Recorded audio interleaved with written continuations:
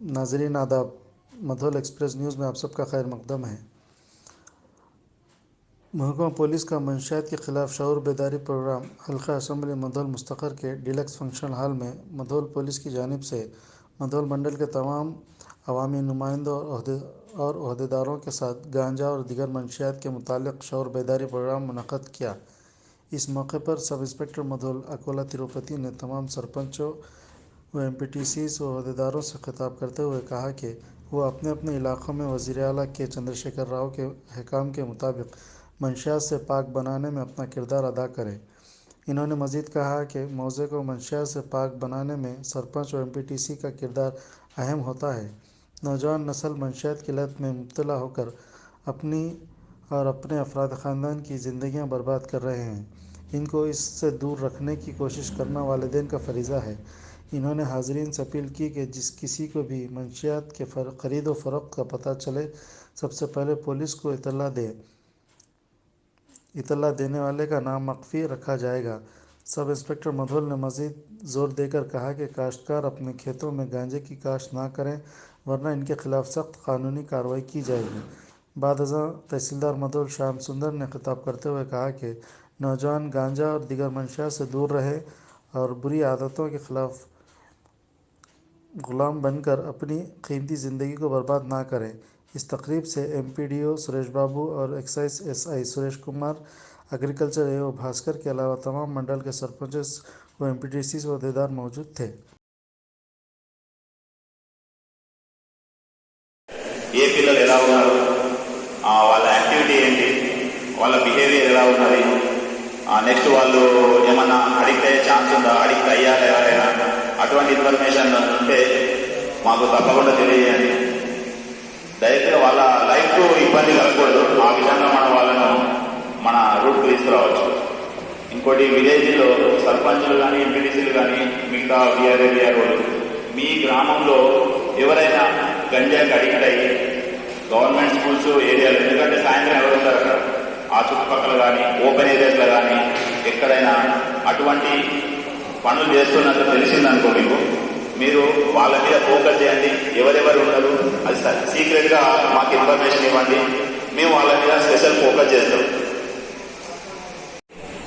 ఈ మాదక ద్రవ్యాలు అనేది వంశ పారంపర్యంగా మనకు పెద్దల నుంచి చిన్నల వరకు, అంటే జీన్స్ ఏ రకంగానైతే తండ్రి తాతల నుంచి పిల్లల దాకా వాళ్ళ మనవలకు కూడా వస్తాయో అదేవిధంగా ఈ మాదక ద్రవ్యం అలవాటు నిశా వస్తువుల వాడకం అనేది తండ్రి తాతల నుంచి మనకు వాడకం అనేది తరతరాలుగా మనకు వారసత్వంగా సంక్రమించే దరిద్ర వ్యాధి.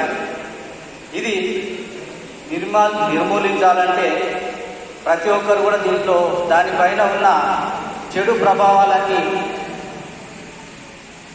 వాటి వల్ల కలిగే చెడు ప్రభావం ఏందో మన శరీరం పైన అవగాహన కలిగి ఉంటేనే మనం దానికి దూరంగా ఉండగలుగుతాం. వెంటనే దూరం కావడం చాలా కష్టం. మరి మాదక ద్రవ్యం ఒకసారి మన శరీరం లోపలికి పోయిందంటే అది ఎక్కడికో తీసుకెళ్తుంది, ఎక్కడ లేని ధైర్యం వస్తుంది. ఆ ధైర్యానికి అలవాటు పడి, ఆ నిశాకు అలవాటు పడి దానికి ఎప్పుడు దాన్ని వెన్నంటే ఉంచుకొని దాన్ని మన చుట్టే ఉంచుకుంటాం తప్ప దాన్ని దూరం ఉంచే ప్రయత్నం ఎప్పుడూ చేయదు.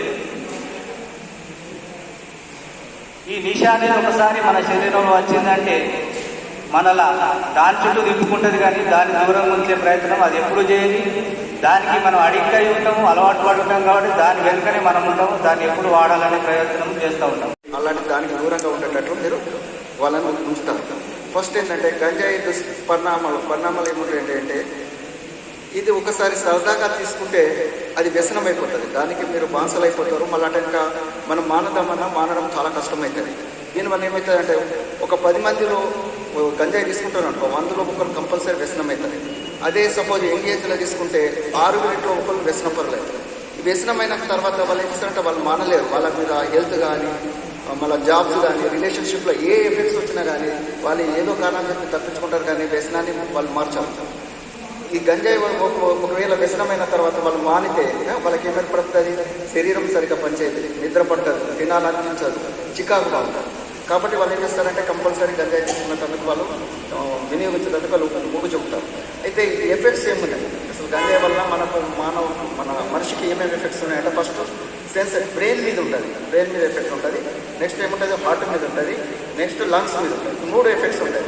బ్రెయిన్ మీద ఏమైపోతారంటే ఫస్ట్ మనం గంజాయి తీసుకున్నప్పుడు ఏమవుతుంది, బ్రెయిన్ సరిగ్గా బాగా పనిచేస్తుందా అనిపిస్తుంది, కానీ అది యాక్చువల్గా నెమ్మదిగా పనిచేస్తుంది. తర్వాత నెమ్మది అయిపోతుంది. మన బ్రెయిన్లో ఏమవుతుంది, ఏదైనా విషయాలను మనం నేర్చుకుందామన్నా కానీ గుర్తుంచుకుందామన్నా కానీ కష్టమైపోతుంది. మన బ్రెయిన్లోని భాగాల్లో, మన మెదడులోని భాగాల్లో చురుకుదనం అనేది తగ్గిపోతుంది. దీనివల్ల ఏమైపోతుంది, అతను ప్రతి విషయంలో వెనుకబడిపోతుంది. నెక్స్ట్ ఏంటంటే మన హార్ట్ ఏం చేస్తారంటే గంజాయి తీసుకున్నప్పుడు యాక్చువల్గా మామూలుగా ఒక నిమిషానికి 50 నుంచి 70 సార్లు మన హార్ట్ కొట్టుకుంటుంది. కానీ గంజాయి తీసుకున్నప్పుడు ఏమవుతుంది, నిమిషానికి 70 నుండి 120 సార్లు కొట్టుకుంటుంది ఒక గంట. ఇట్లా కొట్టేసరికి హార్ట్ మీద ఎక్కువ, మన గుండె మీద ఎక్కువ ఎఫెక్ట్ పడేసరికి కొన్ని సమయాలలో మనకు హార్ట్ అటాక్, గుండెపోటు వచ్చే అవకాశం ఉంటుంది.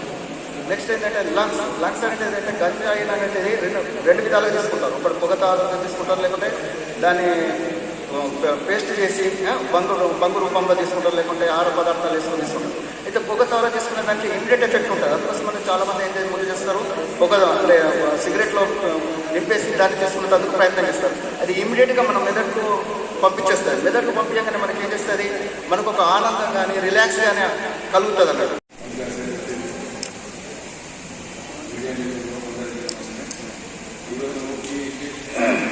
అవగాహన సదస్సులు ముఖ్యంగా గంజాయి బయట మన మండలానికి ముందు మన మండలం ముందు మనం గంజాయి రేఖగా చేస్తున్నాం.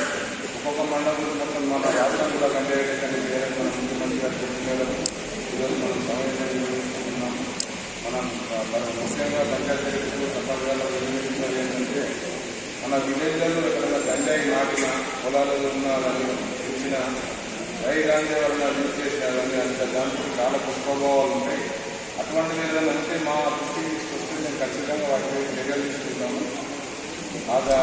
రైగాంజా ఉన్నా కానీ ఎవరైనా కాలేజీలలో కానీ లేకపోతే స్కూల్ తర్వాత వేరే ప్రైవేట్ కాలేజీలలో కానీ యూజ్ చేసినా కానీ అటువంటి ఇన్ఫర్మేషన్ మీకు ముందు మాకు ఇన్ఫర్మేషన్ ఇచ్చిన వ్యక్తుల పేర్లు కూడా మేము ఎక్కడ బయట పెట్టాం. మాకు కానీ లేదా మన పోలీస్ డిపార్ట్మెంట్ వారికి కానీ ఇచ్చిన దాంట్లో మేము కఠిన చర్యలు తీసుకుంటాం. చర్యలు తీసుకున్న వాళ్ళ అవసరం వచ్చిన తహసీల్దార్ బైండర్ కూడా చేయడం జరిగింది. మన ముందులో కూడా ఒక కేసు జరిగింది ఇక్కడ. అటువంటి ఇన్ఫర్మేషన్ ఉంటే మనం దయచేసి ఇన్ఫర్మేషన్ ఇవ్వండి, వాటి మీద చర్య తీసుకుంటాం.